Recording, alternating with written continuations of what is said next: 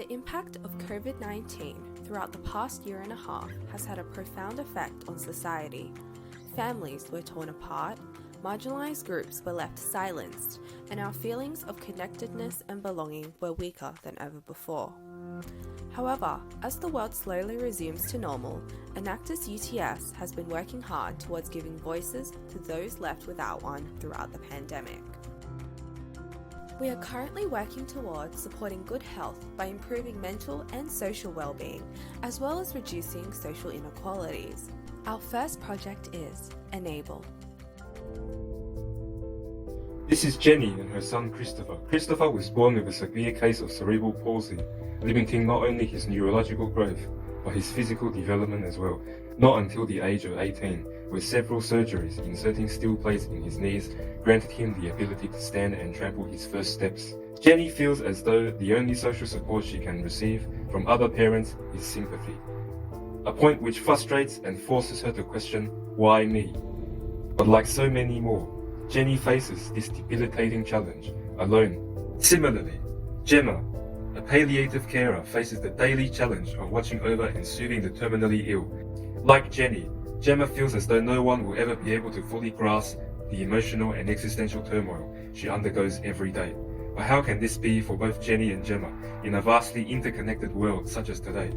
How can such degrading levels of isolation be so prevalent when we are supposedly so socially connected through social media? In 2018, there were 357,500 children with additional needs. As for parents in the same year, 1 in 5 parents of children with additional needs were dissatisfied with the variety of organised services available to assist them. Finally, for carers and support workers, those who provided 40 hours or more care per week saw 1/3 of whom did not participate in any social activities away from home.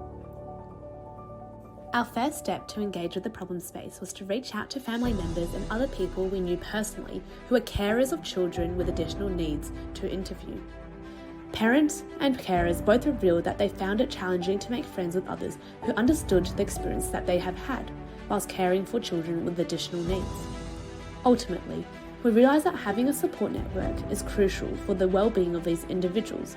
They worried that their children would be lonely and experiencing social inequality. So, what's our solution at Enable?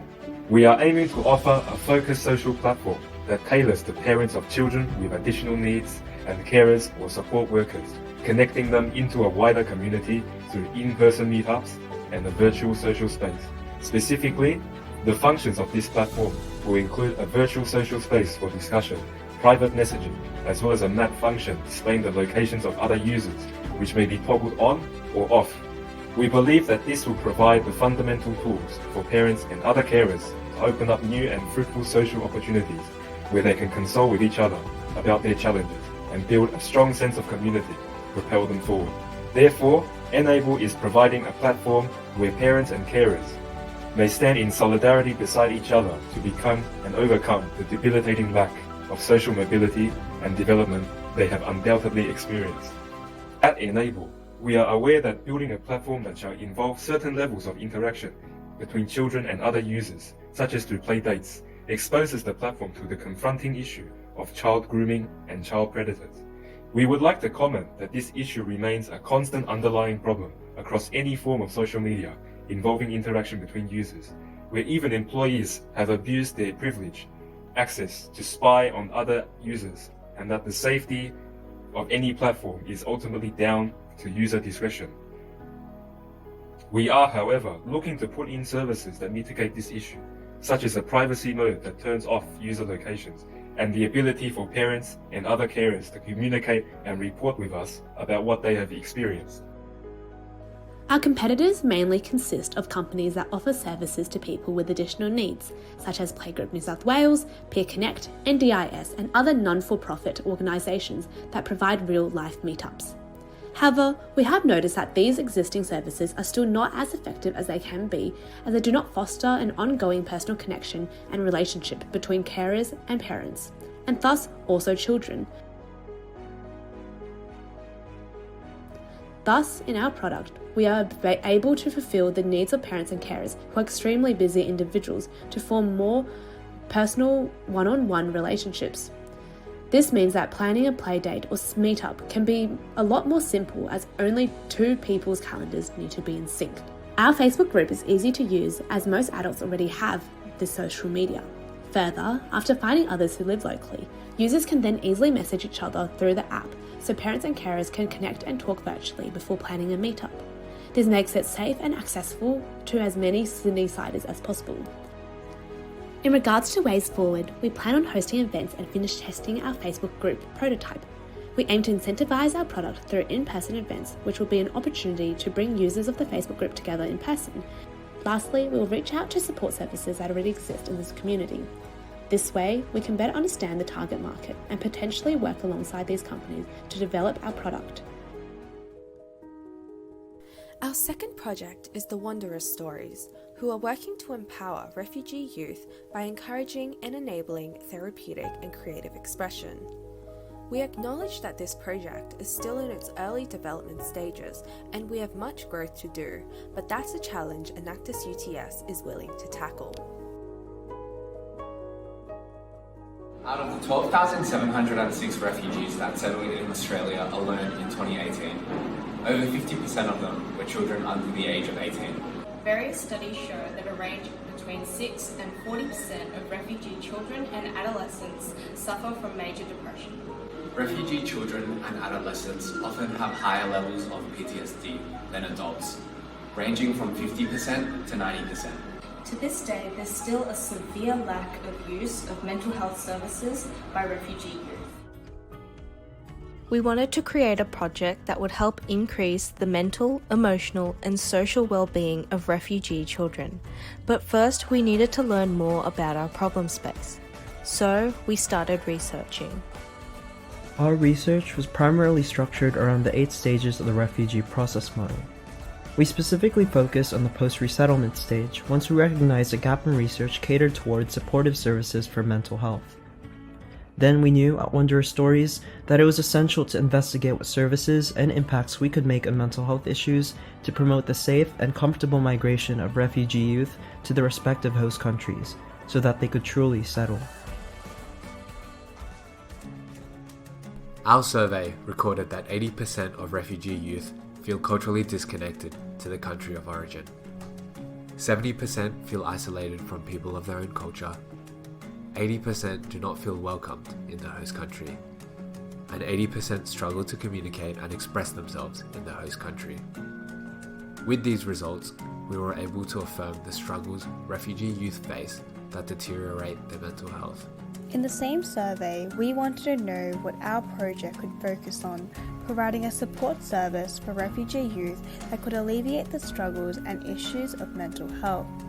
With an array of activities, we asked our participants which they found most therapeutic. We found that art was the highest selected, with 33.3% of refugee participants considering it as the most therapeutic activity.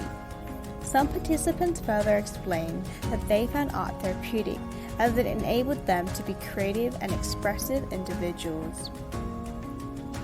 We then wanted to specify the most effective and interesting medium to operate an art-based project. We used linear scales to identify the interest of our participants for project proposals ranging from apparel designs to social media platforms, culinary classes, sports gatherings, and a book or podcast series. However, we noticed that a book or podcast series also piqued the interest of 50% of our participants. We came up with the idea of a picture book. Refugee youth will undergo artistic workshops that will nurture their cultural identities and improve mental health and well-being through the creation of a picture book. Not only would they be able to nurture their artistic skills, but they will be empowering themselves and others by immersing the general public into their stories. The designs from the workshop will then be displayed in a community cultural fair and exhibition at the end of the program, with exemplary designs to be published and sold. To ensure success, we will reach out to public groups and establish connection with the community. A landing page and strong social media presence has been established to garner interest and create a mailing list for potential organizational connections and customers. From this, we've had numerous beneficiaries and supportive workers reach out to us. Through a 3-tier plan, we begin phase 1 by running workshops with students aged 12 to 15, with them creating picture books for primary school students. The artistic workshops will be run by a group of diverse voluntary art students. Exemplary works will be selected and self-published through Amazon, which are sold, manufactured and delivered upon a sale being made. Books are made and distributed via Amazon, who manufacture the physical product, which means no manufacturing costs for us. We will market our books to primary school age children by establishing connections with primary school libraries to stock our books in their libraries or have them exhibited at multicultural days. Phase 2 will involve running our workshops with primary school age children. Phase 3 will be with older high school aged students. With Wondrous Stories, we aim to take our project into the future by recruiting at least 5 culturally diverse art mentors to guide our arts workshop program by September 2021. Secure partnerships with local high schools and Settlement Services International by October 2021. Operate our first pilot art workshop program by November 2021. And self-publish our first children's picture book through platforms such as Amazon by February 2022.